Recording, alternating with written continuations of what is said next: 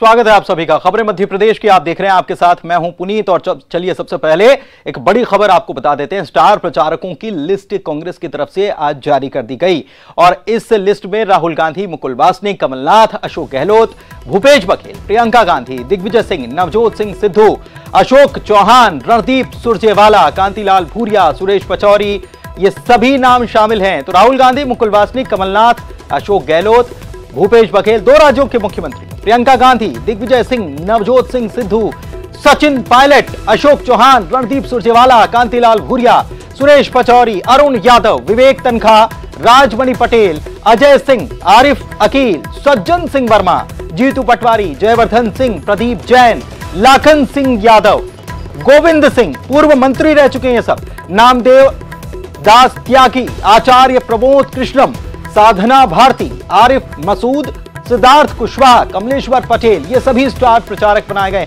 ये पूरी लिस्ट आपको बता रहे हैं। कांग्रेस पार्टी ने स्टार प्रचारकों की जो लिस्ट है, इसमें हर तरह के नेता को शामिल किया है। राष्ट्रीय से लेकर क्षेत्रीय नेताओं को भी स्टार प्रचारक बनाया गया।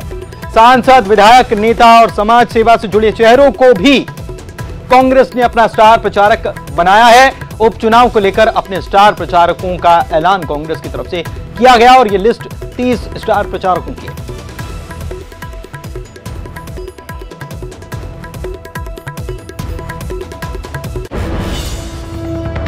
इधर कांग्रेस के स्टार प्रचारक की सूची से एकमात्र सांसद नकुल नाथ का नाम नहीं होने पर बीजेपी ने सवाल उठा दिया।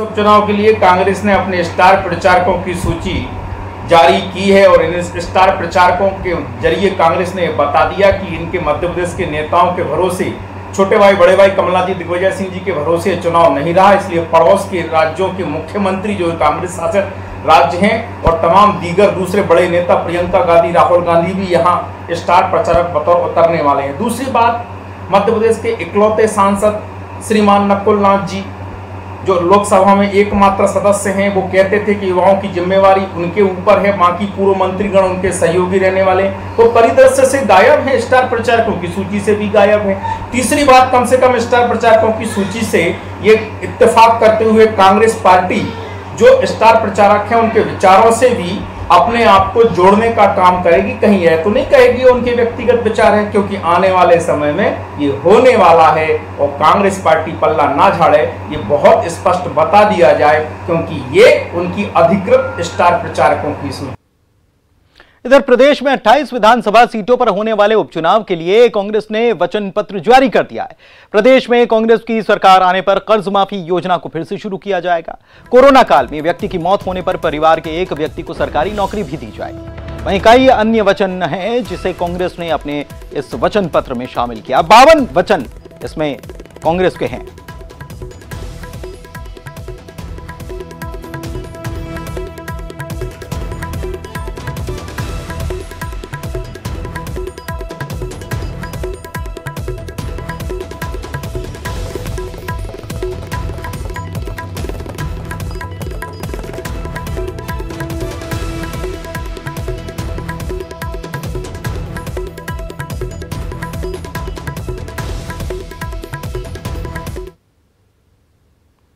तो कांग्रेस के वचन पत्र में क्या क्या है ये आपको बता देते हैं। मुख्य बिंदु 100 रुपए में 100 यूनिट बिजली की वचन है। किसानों का कर्जा माफ करने का वचन है। किसान बिल लागू नहीं करने का वचन है प्रदेश में। इसके अलावा किसानों की उपज समर्थन मूल्य पर खरीदने का ऐलान भी किया गया है। शुद्ध के लिए युद्ध अभियान भी चलाया जाएगा, जैसे पहले चल रहा था, यह भी वचन है। सामाजिक सुरक्षा पेंशन की राशि बढ़ाने का वायदा किया गया है। कोरोना संकट में सुरक्षा पेंशन योजना लागू की जाएगी और आंगनबाड़ी कार्यकर्ता, सहायिका और आशा कार्यकर्ताओं का मानदेय बढ़ाने का वचन है। महिला स्व सहायता समूह को 5 लाख रुपए तक के लोन देने के साथ ही छोटे उद्यमी और कारीगरों को 50,000 के लोन के भी वचन दिया गया। कर्मचारियों की मांगों का समाधान करने का भी वचन है। इसके अलावा गौधन सेवा शुरू करने का ऐलान इस वचन पत्र में किया गया और कुल 52 नए वचन कांग्रेस की तरफ से इस वचन पत्र में दिए गए।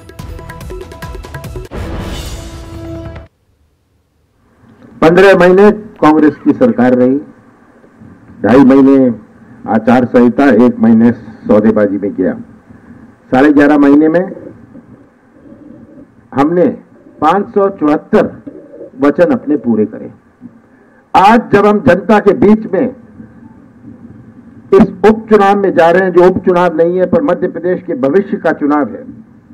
हमें कोई माफी नहीं मांगनी, हमने कोई सफाई नहीं देनी। हमारे सबसे बड़ा गवाह तो आम जनता है। कुछ बोलने लायक नहीं है। 15 साल के बारे में कुछ नहीं बोलेंगे। 15 साल के बाद जनता ने इन्हें घर बिठाया। 2018 में नवंबर में इन्हें घर बिठाया। कौन सी ऐसी चीज कर ली 7 महीनों में जो ये अपना जनता अपना फैसला बदले? पिछले 7 महीनों में सौदेबाजी के अलावा, नारियल फोड़ने के अलावा, झूठी घोषणाओं के अलावा, शिलान्यास के अलावा इसका कुछ कह नहीं पा रहे। और कांग्रेस के वचन पत्र पर बीजेपी ने तंज कसा है। वीडी शर्मा और नरोत्तम मिश्रा ने वचन पत्र को कपट पत्र बताया। नरोत्तम मिश्रा ने कहा है कि कमलनाथ का यह वचन पत्र फिल्म की तरह है, पार्ट 2 है। 15 महीने में जिस व्यक्ति ने अपनी पार्टी को चौपट कर दिया, वो प्रदेश कैसे बना पाएंगे? हरदा में कृषि मंत्री ने भी वचन पत्र पर हमला बोला। अगर वो 4 मिनट या 3 मिनट 5 मिनट जितना बोले हैं, उनमें मैंने गिना तो 5 बार तो उन्होंने शिवराज सिंह चौहान का नाम लिया। यानी वो वचन पत्र जारी कर रहे थे कि घोषणा पत्र जारी कर रहे थे। पहले उन्होंने जो वचन पत्र जारी किया था, उस वचन पत्र के अंदर 75 मुख्य बिंदु थे। कमलनाथ जी ने कहा कि 974 हमारे बिंदु थे, उनमें से मैंने 590 पूरे कर दिए। मध्य प्रदेश की जनता कमलनाथ जी आपको देख रही है, सुन रही है। कांग्रेस का वचन पत्र कमलनाथ का कपट पत्र है। कमलनाथ जी ने इस कपट पत्र 2 में कहा है कि वो 3 साल में प्रदेश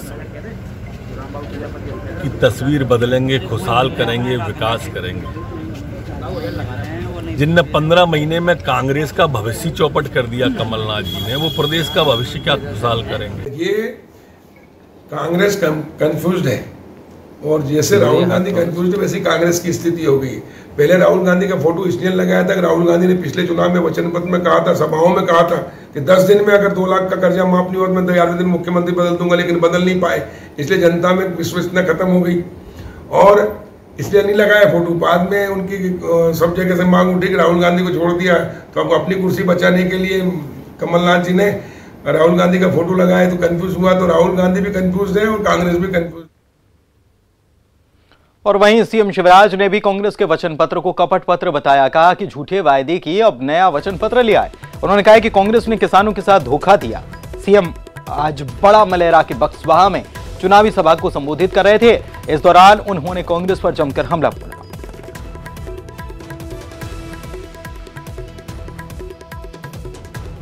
पत्र के ना तो वचन निभाए, ना वादे पूरे किए, लिखा और भूल गए। और लिखा भी और कहा भी यह था कि 10 दिन में पूरे कर देंगे कई चीजें।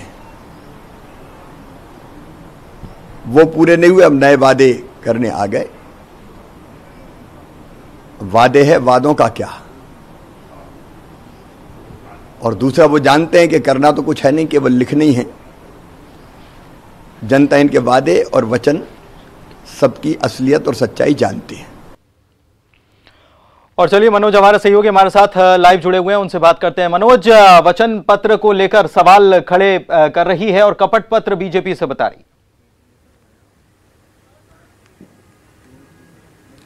जी बिल्कुल, लगातार अब जैसे जैसे चुनाव की तारीख करीब आ रही है, वैसे वैसे लगातार बीजेपी हो या फिर कांग्रेस, दोनों ही तरफ से सियासत तेज हो गई है। दोनों ही तरफ से बड़े नेताओं के बयान सामने आ रहे हैं और एक दूसरे पर हमले भी बोल रहे हैं, तमाम तरीके के आरोप लगा रहे हैं। और ये आरोप अब चुनाव आयोग तक पहुंच गए हैं। वहां पर भी लगातार बीजेपी हो या कांग्रेस लगातार शिकायत भी की जा रही है। जिस तरीके से हालांकि अभी बीजेपी ये तरफ से संकल्प पत्र हर विधानसभा के हिसाब से लाया गया है और यही कारण है कि अब जब वचन पत्र कांग्रेस की तरफ से लाया गया है तो अब कांग्रेस के इस वचन पत्र को लेके बीजेपी की तरफ से तमाम तरीके के बयान आ रहे हैं। हालांकि कमलनाथ ने ये साफ किया है कि जो 15 साल का शासन बीजेपी का था और हमारा 15 महीने का था, इसकी तुलना जनता जरूर करेगी। और जिस तरीके से पार्टी सरकार को गिराने का काम जिन नेताओं ने किया उनको भी सबक सिखाएगी। तो तमाम तरीके के जो बयान हैं, चाहे वो कमलनाथ हो या फिर कांग्रेस के दूसरे बड़े नेता, उनकी तरफ से भी आ रहे हैं और उसका जो हमले बोले जा रहे हैं एक दूसरे की तरफ से, उसका जवाब भी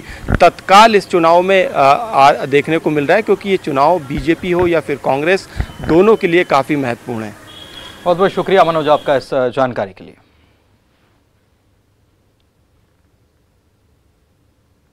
आगे बढ़ते हैं। उपचुनाव को लेकर सभी पार्टियों ने पूरी ताकत झोंक दी है। लगातार धुआंधार प्रचार का दौर भी जारी है और इस कड़ी में पूर्व सीएम कमलनाथ मुरैना पहुंचे। कांग्रेस प्रत्याशी रविंद्र सिंह के भाई को 14 अक्टूबर को पुलिस के द्वारा गंभीर मारपीट की गई थी। इस पर कमलनाथ ने पुलिस को चेतावनी देते हुए कहा है कि पुलिस अपनी वर्दी की इज्जत करे, नहीं तो 3 तारीख के बाद 4 तारीख आएगी और फिर हमारी 307 भी देखोगे। जो आप अधिकारी भाजपा का बिल्ला लिए घूम रही हैं, उनकी पैंट और कमीज भी देखूंगा।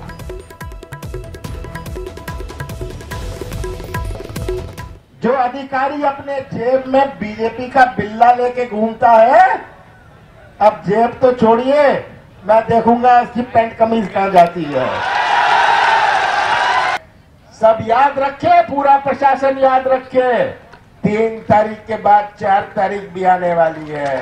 पुलिस वाले सोचते हैं कि केवल 307 वो लगा सकते हैं, ये नहीं जानते कि कमलनाथ भी 307 लगा सकते हैं अगर ऐसी घटना होती है। ये कान खोल के सुन ले, जो अधिकारी अपने जेब में बीजेपी का बिल्ला लेके घूमता है, अब जेब तो छोड़िए, मैं देखूंगा इसकी पैंट कमीज कहां जाती है। आगे बढ़ते हैं। मंदसौर में वीडी शर्मा ने कांग्रेस, कमलनाथ और दिग्विजय सिंह पर जमकर निशाना साधा। उन्होंने कहा कि कमलनाथ ने शिवराज सरकार में माफिया राज होने की बात कही है। माफिया राज उनकी सरकार में चल रहा था। उन्होंने दिग्विजय सिंह को एक बार फिर से जयचंद कहा। आपको बताएं कि बीजेपी प्रदेश अध्यक्ष यहां कार्यकर्ता सम्मेलन को संबोधित करने पहुंचे।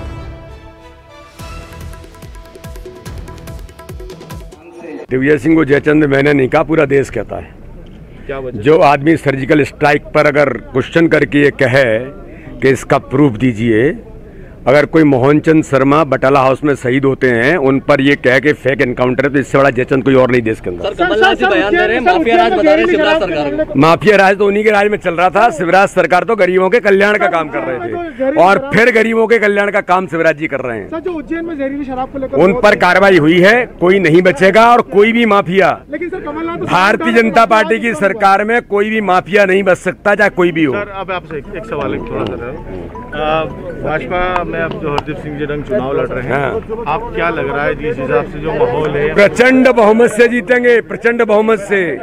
मैं अभी बदनावर से आ रहा हूँ, सांबेर से आ रहा हूँ और स्वासरा के अंदर भाई हरदीप डंग तो हमारा हरपन वाला खिलाड़ी है, सबसे ज्यादा रनों से जीतेगा। हमको किसी की चिंता नहीं है जी, ना भाजपा का आरोप है। झूठ बोलने वाले जो लोग हैं ना, ये झूठ बोलने वाले, मैंने इसलिए अपील की है, इन झूठ मंडली से बचना है। वही राहुल गांधी हैं जो झूठ बोलते थे, वही दिग्विजय सिंह हैं, वही कमलनाथ हैं। इन झूठ मंडलियों से इस क्षेत्र की जनता को बचना है और चुनाव। इधर शाहजहांपुर में सज्जन सिंह वर्मा के कैलाश विजयवर्गीय के बयान का बीजेपी के कार्यकर्ताओं ने विरोध किया और रावण के मुखौटे वाले सज्जन सिंह वर्मा का पुतला फूंका। आपको बता दें कि सज्जन सिंह वर्मा ने कुछ दिन पहले कैलाश विजयवर्गीय को रावण बताते हुए निशाना साधा।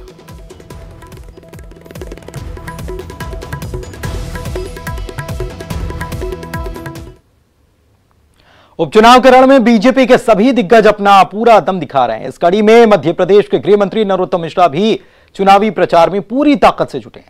खासतौर से ग्वालियर चंबल संभाग में नरोत्तम मिश्रा की भूमिका उपचुनाव के लिहाज से अहम हो गई है। न्यूज 18 उपचुनाव में सबसे बड़ी कवरेज कर रहा है और इसी कड़ी में न्यूज 18 की टीम एक दिन गृह मंत्री नरोत्तम मिश्रा के साथ सियासी सफर पर भी निकली।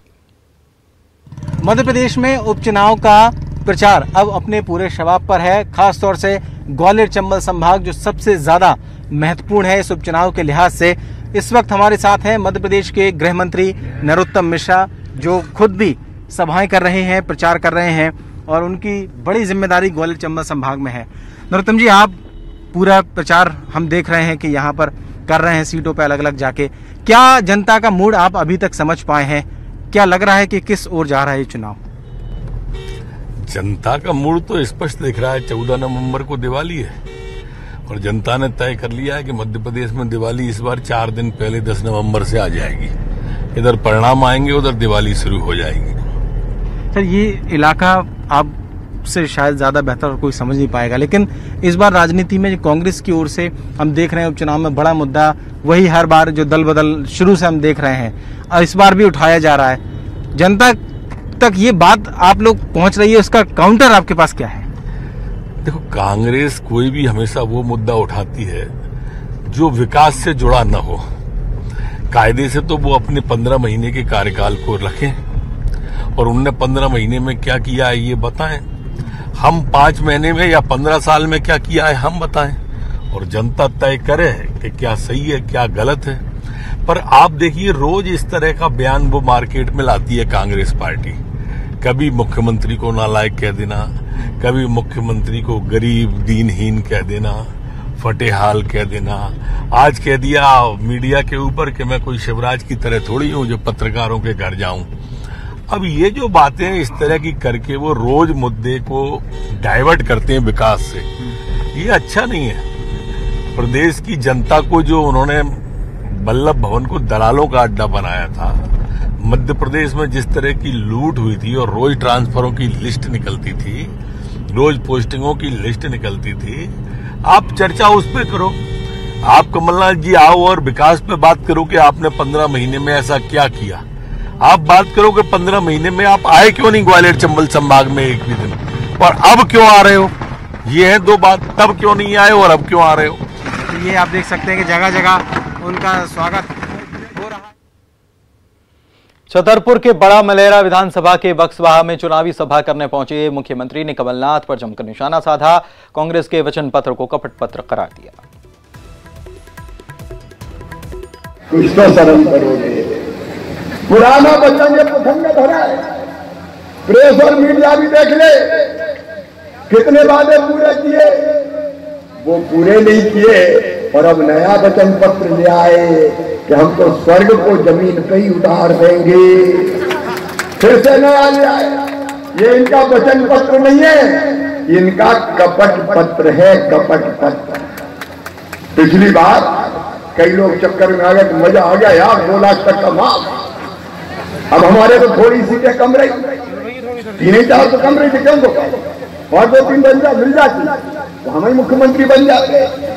लेकिन जब हम जनता में निकले, सरकार नहीं बनी, तो हमने जनता से कहा हमसे क्या भूल हुई जो ये सजा हमको मिली।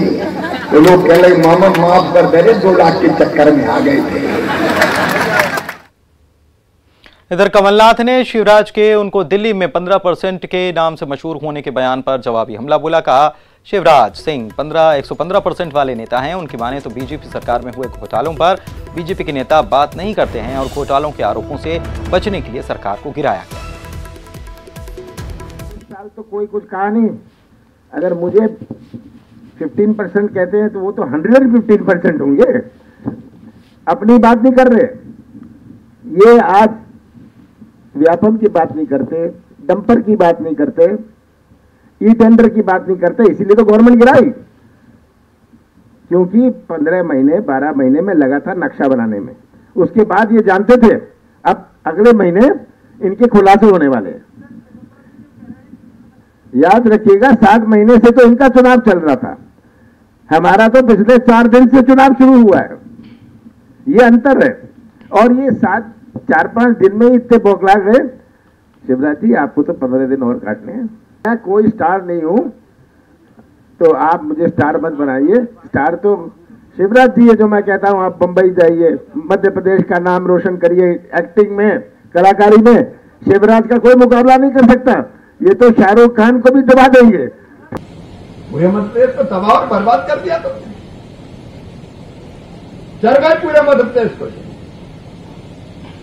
दलालों का अड्डा बनाया। ये कमलनाथ थे जिनने भ्रष्टाचार का विकेंद्रीकरण राजनीतिक कार्यकर्ताओं तक करने का महापाप मध्य प्रदेश की धरती में किया है। इन कमलनाथ ने रोज पैसे समेटना, अधिकांश खुद ले जाना और थोड़े बहुत बांट देना। कहते मैं मिस्टर क्लीन हूं। नरेंद्र सिंह जी बैठे दिल्ली में, मिस्टर 15% किसको कहा जाता है पूरी दुनिया जानती है, पूरी दुनिया। और यहां रुक रहे हैं एक ब्रेक के लिए। खबरें मध्य प्रदेश की आप देख रहे हैं। शक्ति की आराधना का पर्व आज से शुरू हो गया है। नवरात्र के इस पावन मौके पर जयकारों की गूंज है। मैहर में मां शारदा का विशेष श्रृंगार किया गया। दतिया में पीतांबरा पीठ में श्रद्धालु दर्शन करने पहुंचे। कोरोना के चलते हवन या विशेष पूजन की अनुमति नहीं है। उज्जैन के हरसिद्धि शक्तिपीठ में नवरात्र के पहले दिन भक्त माता के दर्शन करने के लिए पहुंचे। देवास में माता चामुंडा और मां तुलजा भवानी के दरबार में भी जय माता दी की गूंज सुनाई दी। धार के प्रसिद्ध कालका देवी जी मंदिर में भी कोरोना के चलते 160 साल पुरानी परंपरा नहीं निभाई जा सकी। हर साल नवरात्र में यहां पर मेला लगता था, लेकिन इस साल ये मेला नहीं लग पाया। कालिका देवी जी और महारवंश की कुलदेवी हैं और इसी के चलते महाराष्ट्र, गुजरात और राजस्थान से भी बड़ी संख्या में श्रद्धालु नवरात्र के दिनों में यहां पर आते हैं। रतलाम, शाजापुर और भोपाल में भी देवी मंदिर में श्रद्धालु दर्शन करने पहुंचे।